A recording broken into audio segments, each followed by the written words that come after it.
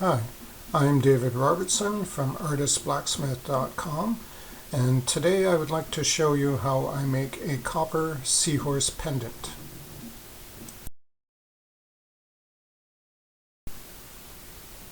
So first I start with casting my bronze ingot, and this is, I refer to it as copper, but it's a copper tin combination, so it is actually bronze. There's about 1.75% tin in this, and it makes a nice forgeable metal.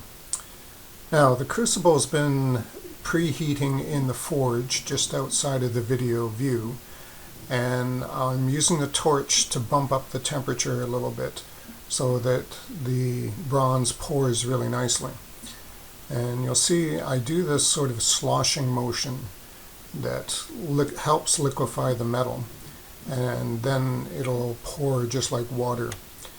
My ingot mold is just a piece of channel, small channel iron with a couple of caps on either end, and I find this makes a nice size billet for making jewelry pieces. And then I just do a final quick preheat, or post-heat I guess, over the ingot that's in the mold. Once the ingot's cooled, I can tap it out of the mold. Because of the shape of the channel iron, it just falls out quite nicely. And you can see I've got some raw material to start with.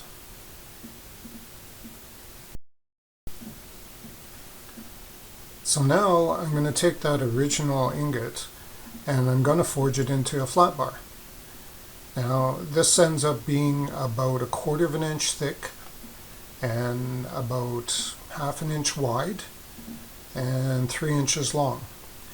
And this will produce quite a nice size pendant. You can certainly go smaller, you could go larger, but suddenly you have to deal with a fair bit of weight hanging around your neck.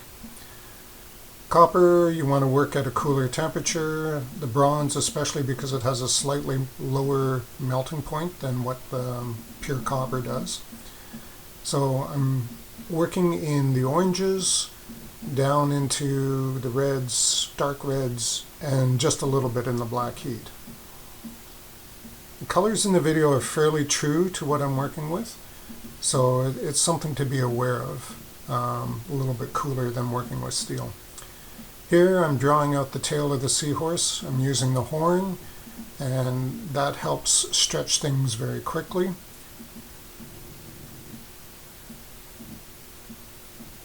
The initial shoulder on the tail I'm putting in right now at the tip of the horn. I will refine that a little bit with the edge or the corner of the anvil. Essentially pulling out square right now, and then I'll be rounding off on the surface of the anvil, on the table of the anvil. More drawing out.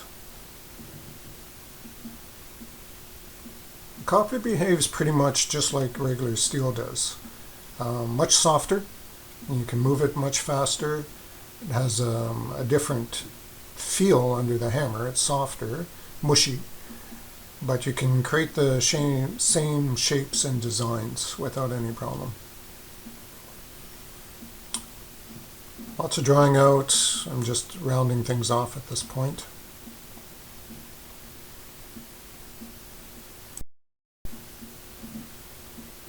So rounding off, smoothing. Next I'll be curling, so I won't be able to get back in there.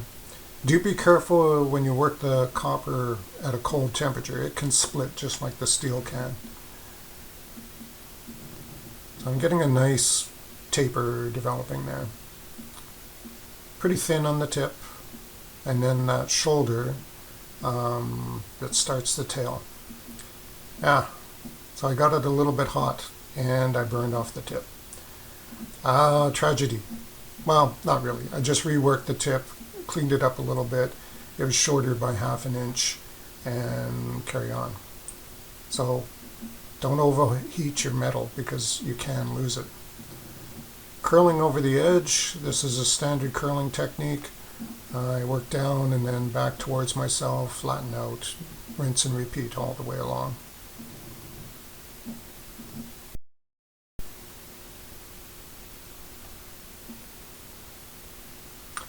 Some more curling. The idea is to curl it right up in a spiral almost to that shoulder to create a tight curl in the tail.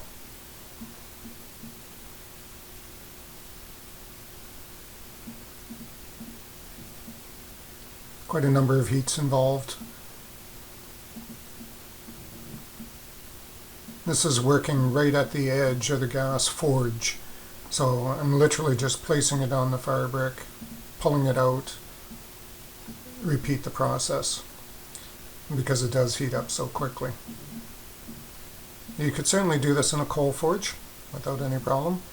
You do have to monitor your temperatures really closely because you can get pockets of extra heat in coal forges. So just be careful with it. And you can see it's starting to tighten up now, getting the shape, getting the size that I'm looking for.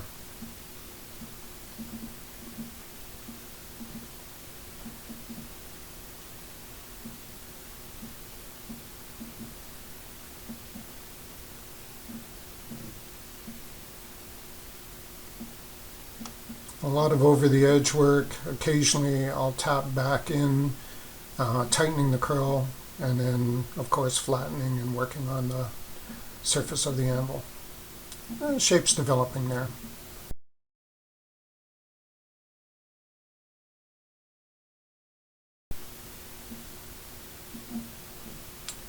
So pretty much the tail shape developing. Here it's a little bit close up and you can see I'm doing some tightening of the curl further up to that shoulder portion.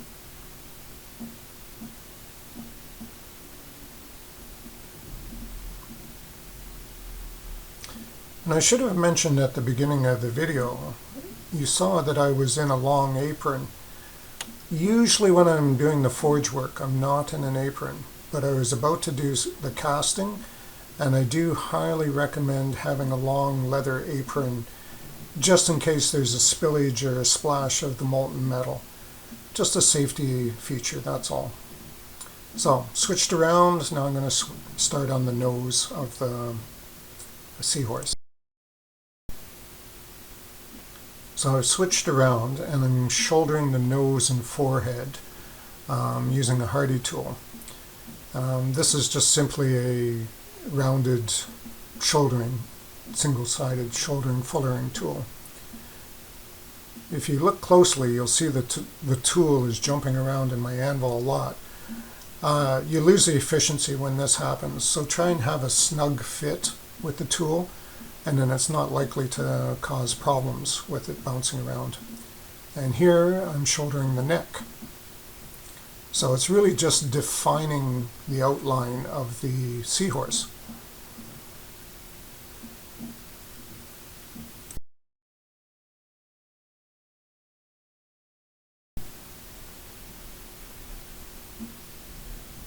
So here I'm just slightly rounding the top part of the nose on the seahorse. Just a couple taps. Easier to get in with that bottom tool than to try and do it with the hammer and possibly distort other things. So the body I'm using a rounding hammer for, and this is stretching out a small bit of the bottom jaw and the top forehead, as well as stretching the back and the belly out using again the rounding hammer. This is textures all on one side because my punch work will all be on the same side. So once the general shape of the seahorse is created, I can go in with a couple of different types of punches to define the body structure. The first one I use on the spine of the seahorse, or the back, is a rounded finger punch. There's no sharp edges, it's just like the end of your finger all rounded off.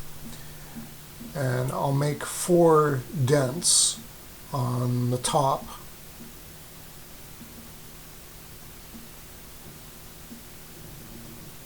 And this is something where you want to start, reset, strike again, reset. There's a chance that your chisel will bounce and then you kind of blur the indent that you're trying to make. But you can see it's starting to create some life in the piece, some interest. So now I'm switching over to a teardrop shaped punch. Again, it's all rounded, it's smooth, it's for moving the metal around, it's not for cutting the metal at all. And this I'll use on the belly.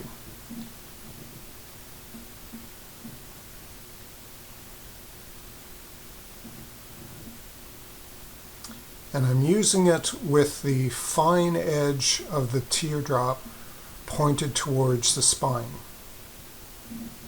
And I'm overlapping the punch marks so I get a larger punch mark. You could certainly use a larger punch, a little bit more difficult in displacing the material. Again, I'm going to use 4 marks, and they're kind of in a radial alignment to the spine.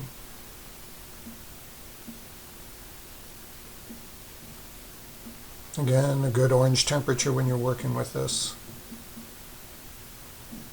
It'll cool down quick. Copper, of course, has a high thermal coefficient. It moves the heat very quickly.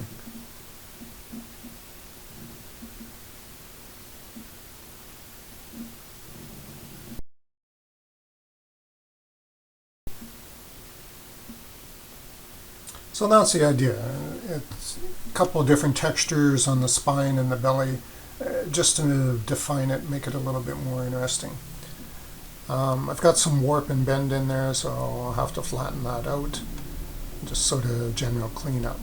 But you can see it's starting to take shape now. Light, very gentle with the copper, or else you squish out all the work that you just accomplished.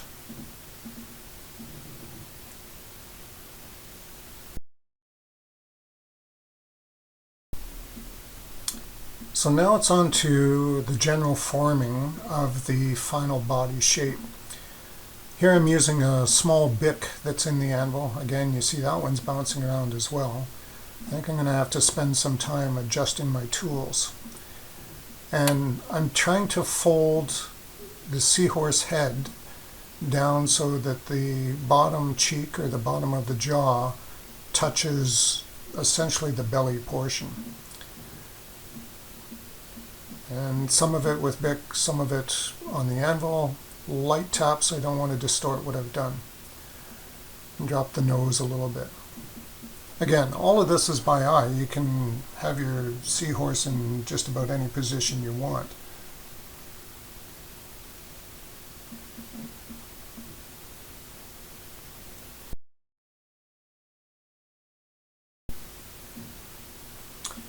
So now I'm going to punch the eye.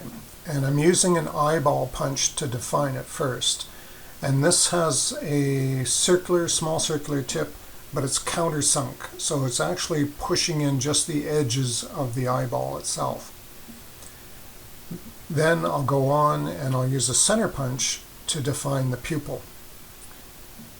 Now, the reason I leave the eyeball punch to the end is so that I can find where it fits relative to the body, nose, everything else. What looks good is the simple answer. Yours, you may find it's a little further back, a little further forward, whatever, but something that positionally makes sense.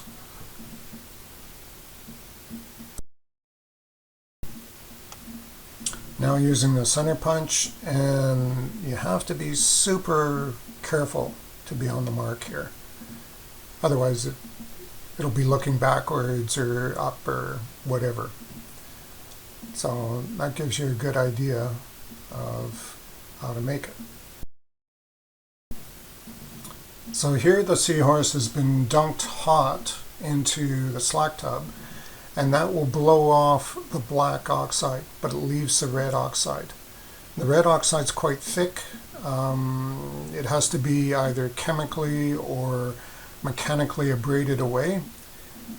So here I'm using the wire wheel to get rid of that red oxide. Lots of buffing. Those divots that I made with the punches are really hard to get into. And you may have to use something like a Dremel tool, or a little bit easier, you can get in with a pickling compound like Sparex or something along those lines.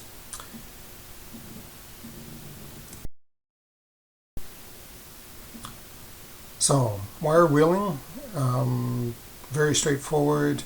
Try and get all the surfaces you can. Obviously inside the curl of the tail you won't get to, but you get as much cleaned off as possible, and that will bring out the true color in the copper.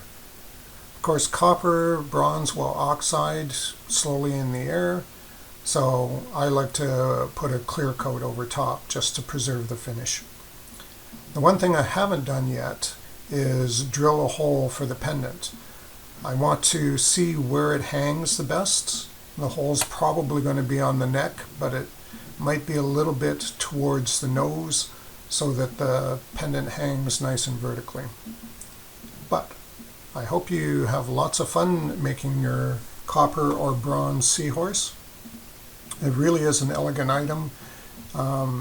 Relatively easy to make, simple tools. Just be careful with the casting. You can use just straight heavy copper, that's no problem.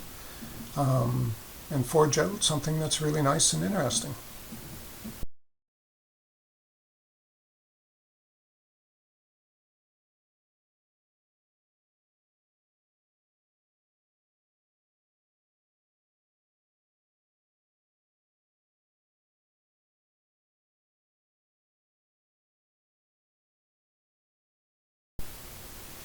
I hope this gives you some ideas on working small scale, jewelry level with copper and bronze, and some of the elegant features you can create just with the simple blacksmithing techniques that we use every day. Thanks very much for watching, and when you get a chance, check out artistblacksmith.com for more tips and tricks to help with your blacksmithing skills.